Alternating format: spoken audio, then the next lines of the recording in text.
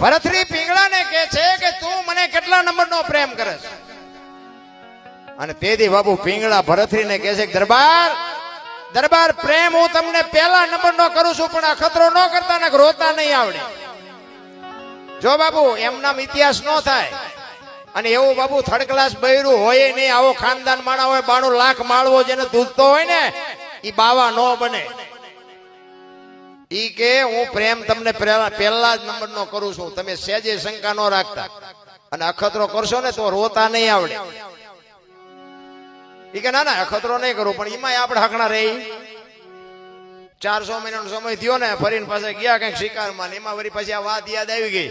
એનો ભાઈ વિક્રમ ભેગો એના ભાઈને કીધું કે તું જા મારો તારો 2 ઘોડા લઈને જા, અને તારી ભાભી એમ કે તમારા ભાઈ ક્યાં ગયા? તમારે એમ કહેવા તારે એમ કહેવાનું સિંહના શિકારમાં કાયમ આવી ગયા. એનો ભાઈ કે પણ શું કામ આવું ઊભું કરો? નહીં કઈક ડખો થાય છે. એ કે હું તને કહું એમ કહીને હું તારા કરતા મોટો છું. મોટા દી ઉઠાડે એવો કોઈ નથી ઉઠાડતું. ઈ વિક્રમ ને કીધું કે હું તને કહું ઈ કર. અને વિક્રમ આવીને ઈ અટારી ઉપર પિંગળા ઉભા છે, આમ અટારી ઉપર હાથ રાખી પડખે દાસી ઉભી છે, અને આમ દરવાજામાં ઘોડા લઈને 2 વિક્રમ આવ્યો. અને પિંગળા પૂછે છે વિક્રમભાઈ તમારા ભાઈ ક્યાં ગયા? વિક્રમ ઘડીક બોલતો નથી. કે હું તમને કહું છું ક્યાં ગયા તમારા ભાઈ?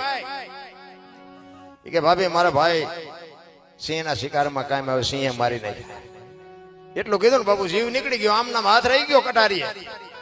દાસીએ કીધું રાણીને કે હાલો, આમ હાલો એમ કીધું તો રાણી પડી. તે બધાને થયું કે તો રાણી ગુજરી ગઈ. અને બાપુ ચારે બાજુ વંટોળિયા સેડ્યા.